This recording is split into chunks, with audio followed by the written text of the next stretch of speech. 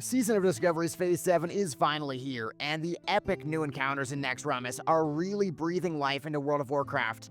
Whether you're chasing the legendary Atiesh or hunting for those monstrously overpowered weapons, the excitement is palpable.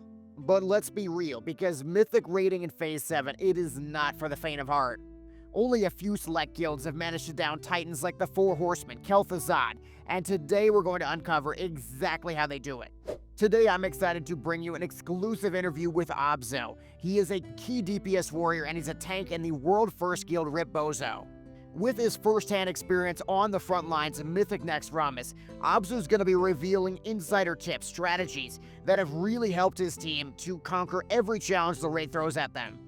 Before we break down specific boss strategies though, we're going to dive into the secret consumables, the gearing strats that top guilds are using to gain a big edge. The biggest consumes you can bring into Naxx, they're not DPS consumes, but they're the protection potions. Whether the greater fire protection, the greater shadow protection, mitigating those one-shot mechanics like the Fairlina Rain of Fire for example, or drastically increasing your survivability on Lothab. See, my original parse brain has really changed. Seeing a lot of casters, they're running armor pots, for example, Titan's Flask, and it makes a huge difference in survivability. Ultimately, survivability is key, and that is exactly how all the top guilds, they're approaching the raid. Everybody's using a stand flask. Everyone's using dirges, free pots. Let's take a noob, for example.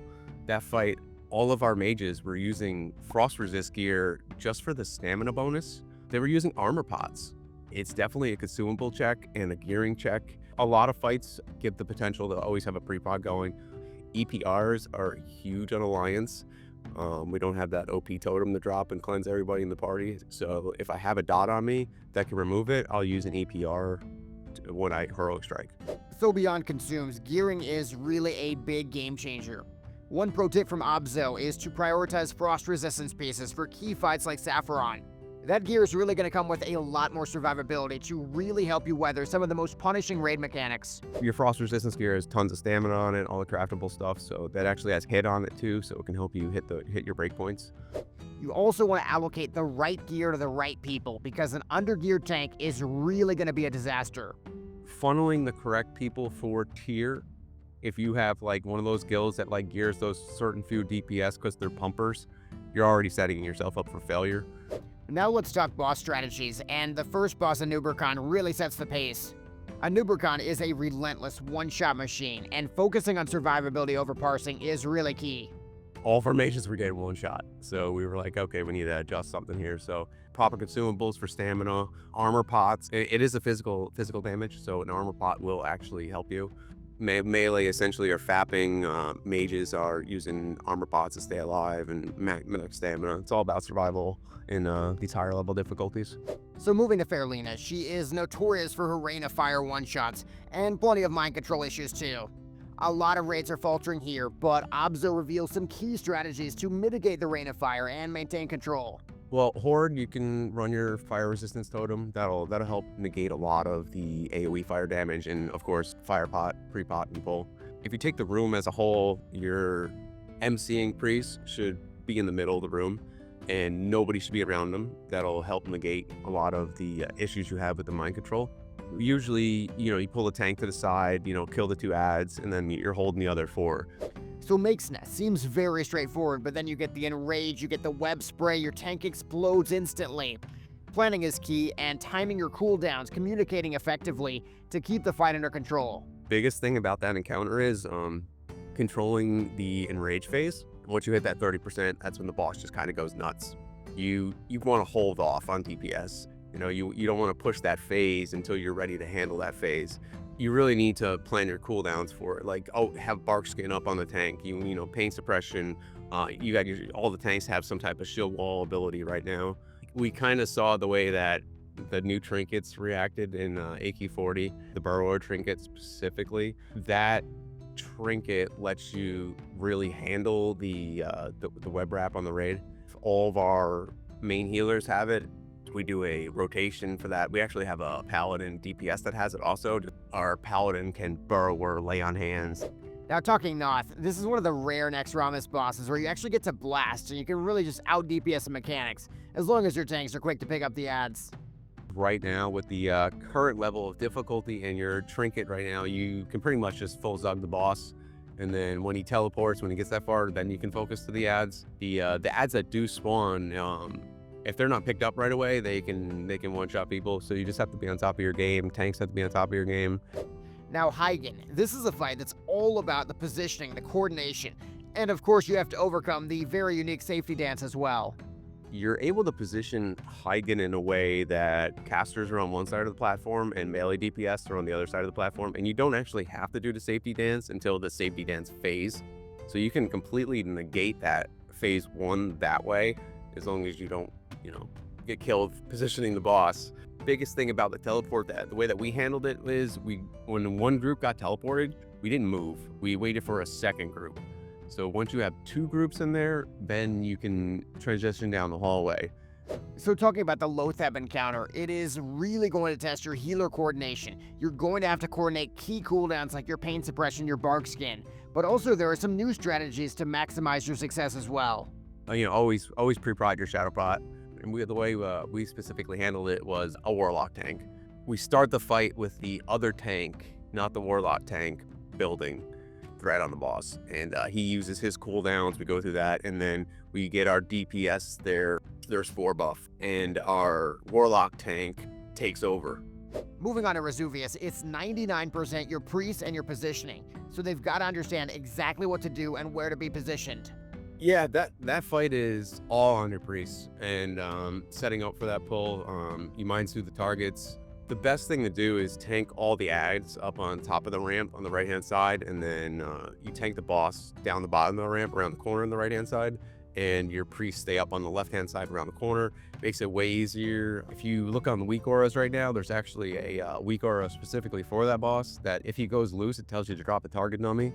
It throws a big target dummy up on your screen, say, hey, the boss is going wild right now. Now, Gothic is going to be a fight that really requires coordination and control from your tanks too. The parse mentality is gonna have to go, because if your live side is killing the mobs too fast, it's gonna be an unhealable nightmare on the dead side. It is the hardest fight in the instance, personally, just because you're trying to do so much. We noticed specifically this boss that people trying to parse on things ultimately got you killed, because on the live side, which would be the first side you walk into the room, this we call the live side, the other side is the undead side. If you push the ads over to the undead side too fast, if you're just trying to pump these ads down and get them over, you're ultimately going to cause a wipe on your raid. Also, you have to kick the horse that comes up on the live side. He does like an AoE. You got to kick that. Stunning ad. You can't be that solo hero trying to go in there and blow ads up and top the meters. That's ultimately going to kill the other side of the raid. Now on 4 Horsemen, your guild's going to be really tempted to stack and cleave the front bosses, but on Mythic difficulty, you'll want to go with an old school strat like it's 2004 again. We had like a 45-minute 4 Horsemen fight in PTR. It was wild, but that strat is a classic era Zug strat. On this level of difficulty with this level of gear, just doesn't work. You do three beefy tanks up front. Split the DPS. The meteor will one-shot you if you are not timing the meteor properly. You can fire pot for that. You can shadow pot for that. Those are 2 pre-pop consumables that are highly recommended for that fight specifically. Just helps you negate and kind of get in position, get more comfy. As a tank, we actually use fire resist. There's a lot of fire damage going out. Personally, I run over 225 fire resist while I'm tanking that. Really helps handle the damage. It's not a Zug strat right now. It's a survivability fight. On Patchwork, it's all about cooldown management and coordinated healing. But the tanks have to really be on their game too, and it's a huge gear check for them as well. Patchwork is definitely a gear check. It's a consumable check, and dealing with the debuff too for the wing. If you're on hard mode 4, that is it's probably the worst debuff to deal with. So after it goes off, it does a ton of damage if you don't move, and it can kill everybody in your group. Now Grobulus really requires constant attention to avoid any poison fiascos, because one misstep and the whole raid can crumble. It's pretty much the classic version of the boss. Nothing really changed with that. That fight is all about your tanks and dispellers. You gotta have a tank that's paying attention. When the poison cloud goes out, they have to move the boss right away. Don't turn the boss towards the raid, because when he does the slime spray, he spawns ads based on how many people he hits. You have that one dedicated dispeller. So Bluth, definitely one of the toughest challenges on Mythic, complicated by the zombie chows, the massive health pool. So because only 14 guilds have killed him on Mythic so far, Obzo's insights on how to deal with the ads are a must-hear. There's a couple different things you can do to handle that. Having good hunters that are trapping properly. Ash is our warlock tag for that fight. He's able to kite the ads, having good classes, good CC on the ads, because when that phase happens, you're able to CC them. Having a rogue tank and a bear tank is the easiest thing to do. I can take up the 8 stacks pretty easy. You know, I have evasion, I have all these abilities I can handle the damage from. But once I hit the 8 stacks, instead of having to like throttle or worry about any of that stuff, I can just vanish, and then immediately goes to second threat. So on Thaddeus, the toughest part was definitely going to be the threat management, the tank swaps before the actual main boss. On the boss itself, though, handling the lightning debuff during the polarity, it should be your main focus. Don't get knocked off the platform is probably the biggest tip. I don't know if you had that happen or heard about that happen, but it happened to us. The hard mode 4 debuff is going to be the hardest thing to deal with. If you get the debuff, you just have to get out. Moving to Sapphiron, frost resist gear is definitely massive, and with the chaotic nature of the fight, DPS are going to have to choose survivability over doing max damage. Sapphiron is definitely a massive check for the guild. You definitely want frost resist. Everybody but the tank, pretty much. A lot of that fight is, pre-pop your GFPP. Wait for it to come off cooldown, because you wanna save that for air phase. Because if the frost bomb goes out, you want to have a potion cooldown to negate the damage. So now we go to KT, and this is the final boss. Every detail is going to count.